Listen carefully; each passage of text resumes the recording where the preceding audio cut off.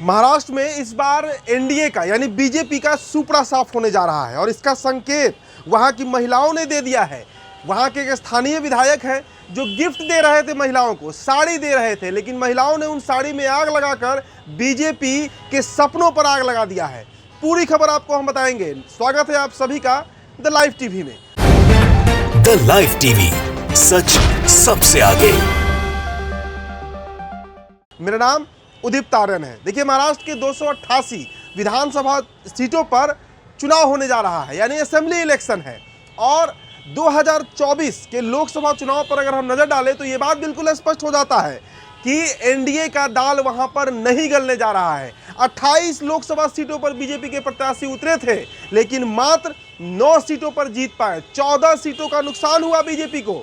वहीं कांग्रेस की बात करें तो 17 लोकसभा सीटों पर जो कांग्रेस लड़ी थी वो 13 सीट जीत गई थी। इसके अलावा महाराष्ट्र की जनता के बीच एक और गुस्सा है। गुस्सा इस बात को लेकर है कि बीजेपी ने जिस तरीके से ऑपरेशन लोटस किया था और बाला साहब ठाकरे की शिवसेना को तोड़कर बाला साहब के जो असली उत्तराधिकारी हैं यानी उद्धव ठाकरे, उनको दरकिनार करके जो एकनाथ शिंदे को गद्दी पर बीजेपी ने बैठाया, उसके चलते महाराष्ट्र की जो जनता है वो बीजेपी से खफा है। और इसका ट्रेलर लोकसभा में दिखा है। देखिए, शिंदे गुट की बात करें, अगर हम शिवसेना की बात करें तो जो शिवसेना बीजेपी के साथ थी उनको 7 सीटों पर ही जीत मिली, लेकिन उद्धव ठाकरे की जो शिवसेना है वो 9 सीटों पर जीती लोकसभा चुनाव में। तो इससे आप अंदाजा लगा लीजिए कि महाराष्ट्र की जनता का रुख क्या है। अब आपको एक वीडियो हम दिखाते हैं।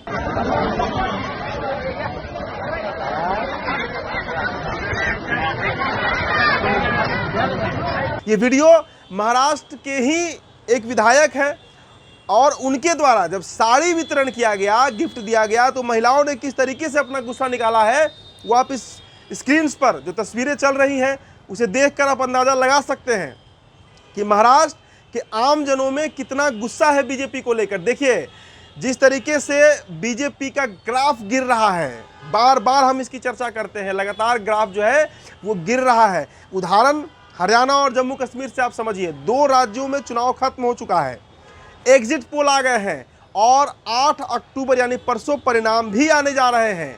जो एग्जिट पोल आया है, सभी एग्जिट पोल एक तरफ इशारा कर रहा है साफ साफ कि बीजेपी की सरकार नहीं बनने जा रही। हरियाणा के 90 विधानसभा सीटों पर चुनाव हुआ, वहां पर बीजेपी को बहुत से बहुत 30 न 35 सीट आएगा।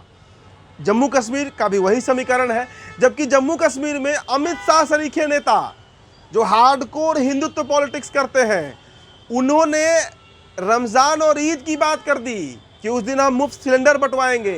वो बीजेपी के नेता जो रामनवमी, नवरात्रि ऐसे पर्वों की बात करते हैं, वो अगर रमज़ान और ईद की बात कर रहे हैं, इसके बावजूद उनका सुपड़ा साफ हो रहा है, तो इसका मतलब आप समझिए कि बीजेपी का जो एक तिलिस्म इस देश में बना हुआ था, जो एक पोलराइजेशन हो रहा था, ध्रुवीकरण की राजनीति चल रही थी हिंदू मुस्लिम के बीच, बाइफर्केशन करके एक तरफा वोट बीजेपी को गिर रहा था, उस पर अब सेंध लगने जा रहा है।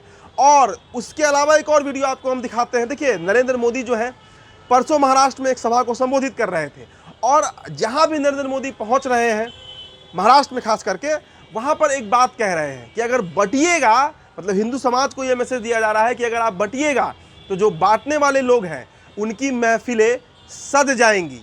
तो इसका स्पष्ट मतलब है कि बीजेपी अभी भी उसी एजेंडे पर काम कर रही है, हिंदू वर्सेस मुस्लिम। पहले नरेंद्र मोदी के इस भाषण का एक छोटा सा क्लिप आप सुन लीजिए। उसका वोट बैंक तो एक रहेगा, लेकिन बाकी लोग आसानी से बढ़ जाएंगे, टुकड़े हो जाएंगे। तो इससे आप अंदाजा लगाइए कि नरेंद्र मोदी का ग्राफ कितना गिर रहा है। हरियाणा में चुनाव प्रचार करने गए थे, सुपड़ा साफ हो रहा है। जम्मू कश्मीर का वही गुणागणित है। इसके अलावा लोकसभा चुनाव में जितना बिहार में उन्होंने दौरा किया, उत्तर प्रदेश में जितना उन्होंने रोड शो से लेकर सभाओं को संबोधित किया, परिणाम ठीक उसके उलट आया है। 400 पार का आंकड़ा था। तो बीजेपी अब उस नारे को भूल चुकी है, 400 पार का जो नारा दिया गया था। देखिए, बीजेपी अब नरेंद्र मोदी के भरोसे नहीं है, इस बात को समझना होगा। बीजेपी आज के समय में राम के भरोसे भी नहीं है, क्योंकि उन्हीं राम के अयोध्या ने बीजेपी को हरा दिया। जिस राम के अयोध्या के तिलिस्म पर बीजेपी को पूर्ण भरोसा था, उसी अयोध्या ने बीजेपी को नकेल कस दिया, बीजेपी पर सबक सिखा दिया। तो अब महाराष्ट्र पर हम लौटते हैं और महाराष्ट्र में ये वीडियो आपने देखा कि किस तरीके से महिलाएं जो है वो विरोध कर रही हैं बीजेपी के खिलाफ। वहाँ के आम जनों में गुस्सा है, आम जनता जो है वो काफ़ी आक्रोशित है बीजेपी और एनडीए पर, और खासकर तब से जब से ऑपरेशन लोटस किया गया, शिवसेना को तोड़ा गया और एकनाथ शिंदे गुट बनाया गया, जिसमें 40 विधायक एक साथ आकर समर्थन दिए थे बीजेपी को और बीजेपी की सरकार बन गई थी। एकनाथ शिंदे सीएम बने थे। अब 2 राज्यों में जो चुनाव हुए हैं, एग्जिट पोल ने तो आपको परिणाम बता ही दिया है, परसों और भी पिक्चर क्लियर हो जाएगा।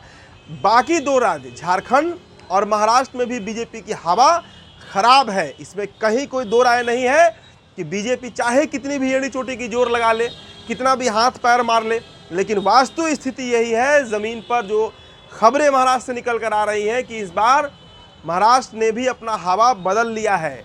राहुल गांधी की वापसी हो रही है, ग्रैंड वापसी होने वाली है बिहार, महाराष्ट्र से लेकर बिहार, उत्तर प्रदेश, झारखंड, हरियाणा, तमाम राज्यों में।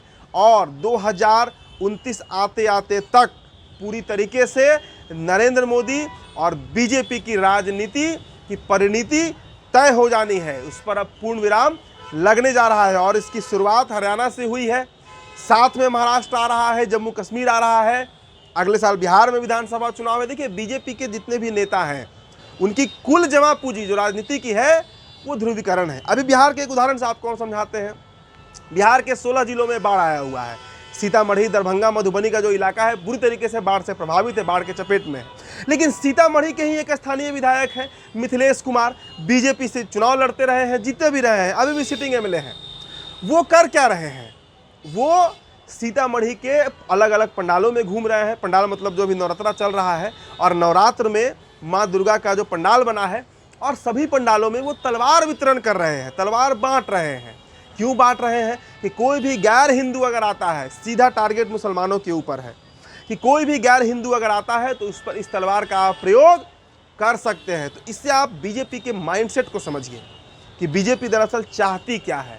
उसका कुल राजनीतिक जमा पूंजी जिसकी मैं चर्चा कर रहा हूँ वो यही है कि हिंदू मुस्लिम के बीच एक डिवीज़न करो, एक बंटवारा करो, हिंदू वोट को कंसोलिडेट करो और उस वोट के बदौलत सत्ता में आ जाओ। इसे रणनीति पर बीजेपी चल रही थी, सत्ता पा रही थी, लेकिन अब वो बीते ज़माने की बात हो गई है। तो परसों का इंतज़ार कीजिए।